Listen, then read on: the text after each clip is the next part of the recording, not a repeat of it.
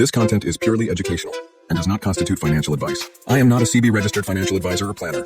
It's crucial to consult with your financial advisor about the risks associated with stock market and mutual fund investing. Any trading decisions based on the contents are your sole responsibility. The channel and its owners cannot be held liable for any financial losses you may incur. Please invest wisely in stocks and mutual funds. नमस्कार दोस्तों, ship money के इस channel में आपका स्वागत है। Channel जैसे आप जानते हैं कि वापस मैंने रिस्टार्ट किया था, बीच में चैनल डिलीट हो गया था, बट कोई वांदा नहीं है।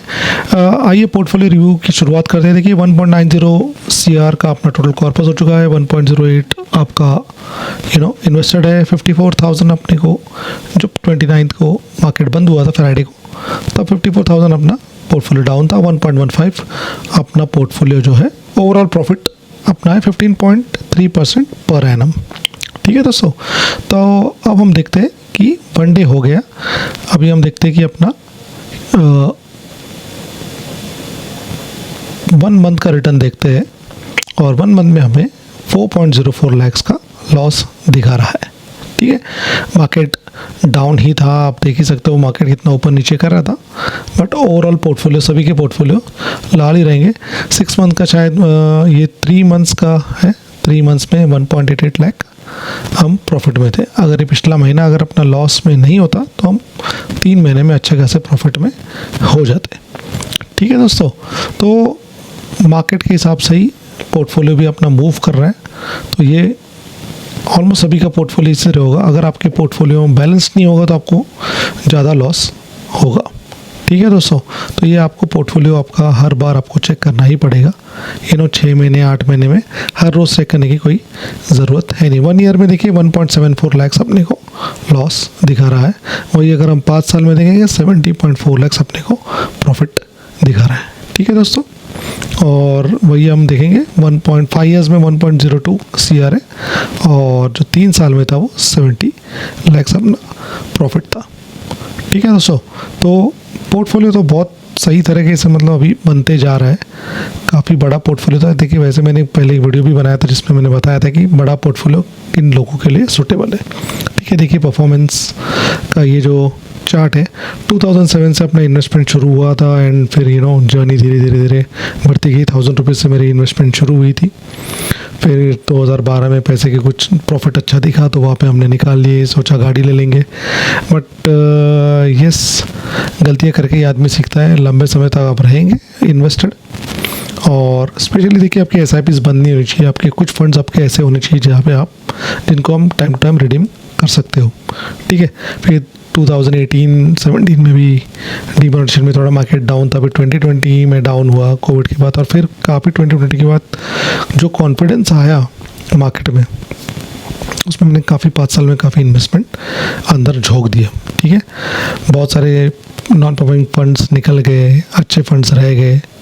ठीक है, और ये करते करते अभी हम इस स्टेज पे आ चुके हैं, ताकि मैं आपको मेरी जो गलतियाँ मैंने की थी वो आपको, मेरा आइडिया वही है कि आपको भी बताया जाए। ठीक है, ये देखिए यहाँ पे ये वेबसाइट बहुत बढ़िया वेबसाइट है, ये कोई प्रमोशन नहीं है, मेरी तो अभी औकात भी नहीं प्रमोशन करने की, सब्सक्राइबर्स ही नहीं है, बट बहुत टाइम से मैं इसको फॉलो कर रहा हूँ। इसके मैगजीन में काफ़ी पढ़ता था, इनका सब्सक्रिप्शन है मेरे पास, बट ये वेबसाइट में पूरा सब्सक्रिप्शन नहीं है। इसके लिए काफ़ी चीज़ें आपको क्वालिटी स्कोर वगैरह आप देखेंगे वो दिखता नहीं है। ठीक है, वो पेड है, काफ़ी एक्सपेंसिव है, तो long term capital gain tax कितना, मतलब कितने फंड्स पे है, और वो सब दिखाएगा। ये टॉप गेनर्स टॉप लूजर्स आप देख सकते हो यहाँ पे, Kotak mid cap, axis small cap और एक्सिस मिड कैप। ठीक है, मेरा एसेट में थोड़ी हरियाली थी। फिर देखिए 12 फंड्स अपने बचे, टोटल 14 थे पिछले महीने में, 2 फंड्स को मैंने बाहर का रास्ता दिखा दिया है, और वैसे भी उनमें SIP शुरू नहीं थी तो, और मार्केट का देखिए इतने टाइम मार्केट में आने का आपको अंदाज़ा आ जाता है कि मार्केट किस तरह से मूव करने वाला है।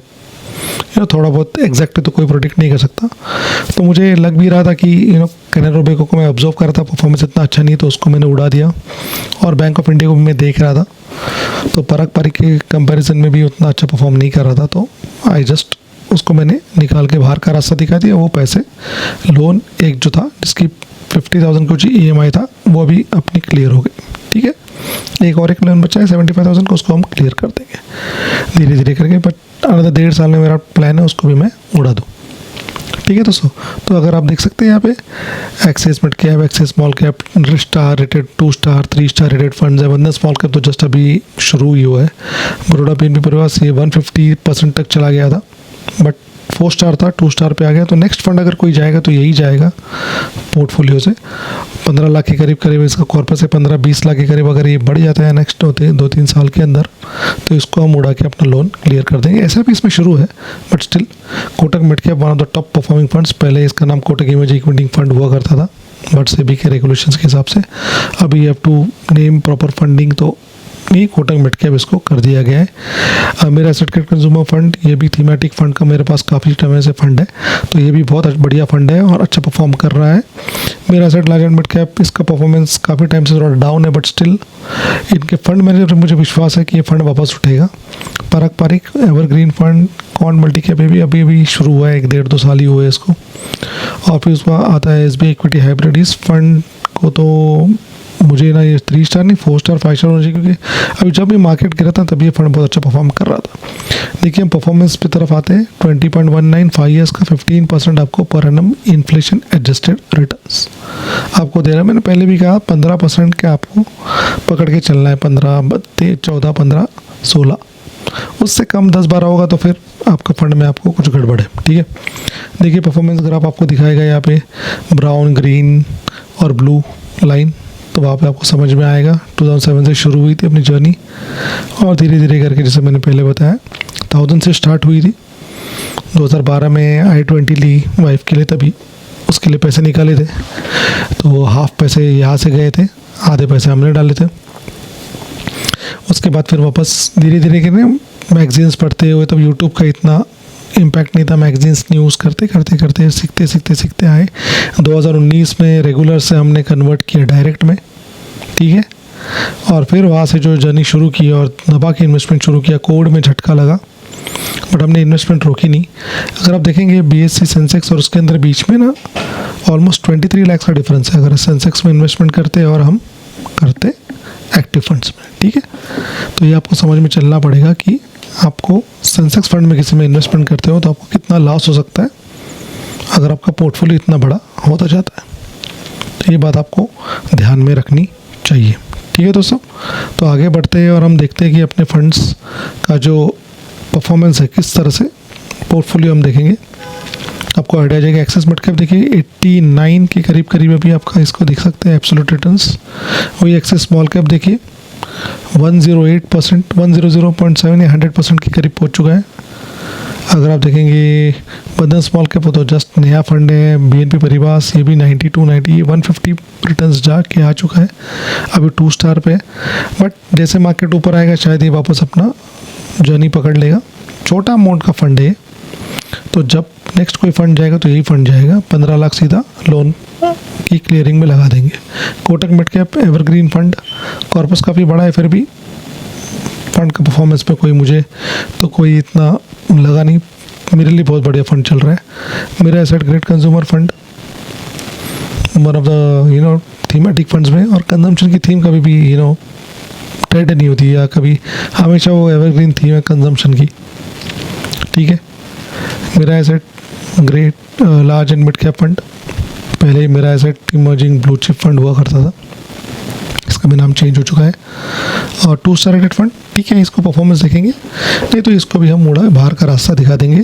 1-1.5 साल उसको और देखेंगे। पारंपरिक एवरग्रीन फंड, उसमें भी देखिए ऑलमोस्ट 68% कुछ है। एवर क्वांट में 31% रिटर्न आ चुका है। SBI इक्विटी हाइब्रिड वो भी ऑलमोस्ट 100% रिटर्न गया था, बट अभी ये कुछ पिछले महीने में थोड़ा परफॉर्मेंस डाउन हुआ है। SBI स्मॉल कैप और फिर टाटा स्मॉल कैप, ठीक है, 20% के करीब हमको पिछले 5 साल में रिटर्न्स आ रहे हैं। अभी मैं आपको दिखाऊंगा कि अगस्त महीने में मैंने कैसे लमसम किया। मैंने कुछ फंड्स में पर डे की बाइंग डाल के रखी हुई थी, जैसे बंधन स्मॉल कैप एवरीडे की बाइंग है। बीच में गलती से 1 लाख का ट्रांजैक्शन रिडम्पशन हो गया था इमीडिएटली, लेकिन जैसे पैसे वापस बाई कर लिया, बड़ा गेम हो गया वहाँ पे मेरा। और फिर अगर आप देखेंगे बड़ौदा BNP परिवार में भी आपका SIP चल रहा है, कोटक मिड कैप में भी काफ़ी बड़ी एसआईपी चल रही है, इसके लिए उसमें लमसम नहीं किया है। मेरा एसेट ग्रेट कंज्यूमर फंड में एवरीडे की बाइंग है, एसआईपी भी उसमें चल रही है बट एवरीडे की बाइंग उसमें है। वही एसबीआई इक्विटी हाइब्रिड में भी चल रही है, ठीक है, और क्वांट मल्टी कैप। तो इन चार फंड को मिला के ऑलमोस्ट 1 लाख के करीब का इन्वेस्टमेंट इस महीने में हमने लमसम भी किया है, ठीक है दोस्तों। तो आपको ये बात समझ के चलनी है कि देखिए इतना इन्वेस्टमेंट या इतना टाइम मार्केट में रहने के बाद थोड़ा सा मार्केट का आइडिया आ जाता है कि मार्केट अभी दबा हुआ है, टाइम लगेगा उठने के लिए, तभी आपका ये इन्वेस्टमेंट या एडिशनल लमसम्स आपका होना चाहिए। एसआईपी तो आपको कभी बंद नहीं करनी चाहिए, ठीक है। तो एसआईपी तो आपको कंटिन्यू है, आपके पास एक्स्ट्रा पैसा है तो इसमें आप इन्वेस्टमेंट तभी ऐसे टाइम पे करिए, क्योंकि अभी मार्केट फ्लैट ही चल रहा है, डाउन ही है। और यहाँ से मार्केट देखिए जितना नीचे जाना था वो जा चुका, जितना भी जो फैक्टर इन करना था टैरिफ वो सब मार्केट ने कर लिया है, ठीक है। अभी क्या लोग बोलेंगे क्रैश आ रहा है, ये आ रहा है, आने दो, आपको तो 15 साल तक देखना है ना। देखिए वॉर का भी जो भी होना था हो चुका, ठीक है। अगर मार पीटना था या न्यूक्लियर डालना था तो हम पहले ही डाल चुके होते या सामने वाली टीम डाल चुकी थी, बट उसमें करने के लिए अभी किसी में गट्स नहीं है, कोई अलाउ भी नहीं करेगा। तो ये थोड़ा टाइम का माहौल है, इसको चलने दीजिए, इसमें यही मौका समझ के चलिए। आपको आपका इन्वेस्टमेंट शुरू रखना है, लमसम हो तो डेली के बाइंग पे डाल के रखिए, ऊपर नीचे आपको एवरेज आउट मिल जाएगा। मेरी तो वही स्ट्रेटजी है, ऐसा भी मैं अपने बंद नहीं करता। अगर आपके फंड्स में अपने किसी गोल के हिसाब से रखे हुए, अगर वो गोल अगर 6 महीने के बाद का है और आपको अच्छा खासा प्रॉफिट है तो आप आपके पैसे निकाल सकते हो, और आपके गोल तक आने का वेट मत कीजिए, उस टाइम तक पैसे निकाल लीजिए, क्योंकि मार्केट अभी काफ़ी वोलेटाइल चल रहा है नो, साइड वेज भी जा रहा है, ऊपर नीचे भी जा सकता है, थोड़ा बहुत और नीचे भी सकता है, 1000 पॉइंट 2000 पॉइंट भी, बट उससे ज़्यादा नहीं मुझे लगता है। और फिर वापस रिबाउंड करेगा, बट रिबाउंड के लिए टाइम लगता है, 1 साल 1.5 साल 2 साल, क्योंकि देखिए कंपनी का परफॉर्मेंस भी आना काफ़ी ज़रूरी है। कंपनी का परफॉर्मेंस क्वार्टर बाय क्वार्टर इतना अच्छा नहीं आ रहा है, इसके लिए भी एफआईआईएस का यहाँ पे अपने मार्केट्स में विश्वास नहीं है। तो ठीक है, वो विश्वास अपने को बिल्ड करना पड़ेगा। जब एफआईआईएस पूरी तरह से आ जाएंगे, मार्केट वापस रॉकेट बन जाएगा। तो ये मौका आपके लिए है कि आपका एसआईपीज़ और लमसम मौका है तो कीजिए, ठीक है दोस्तों। मेरी तो एसआईपीज़ लमसम चल रही है, एवरी टाइम मैं रिव्यू लाऊंगा, कुछ वीडियोस भी बनाने की कोशिश करता हूँ। मार्केट चैनल को भी अभी ऊपर लाना है, आपका सपोर्ट चाहिए, ठीक है। जो भी देख रहे, जो भी नए जुड़ रहे हैं, उनको विनती है कि प्लीज़ चैनल को देखिए, सब्सक्राइब करिए और ग्रो होने के लिए हेल्प कीजिए, क्योंकि उसी बाद में लाइव भी आ सकता हूँ, ठीक है दोस्तों। अगर आपको ये वीडियो अच्छा लगे तो प्लीज़ लाइक शेयर सब्सक्राइब। जय हिंद, जय भारत, जय श्री राम।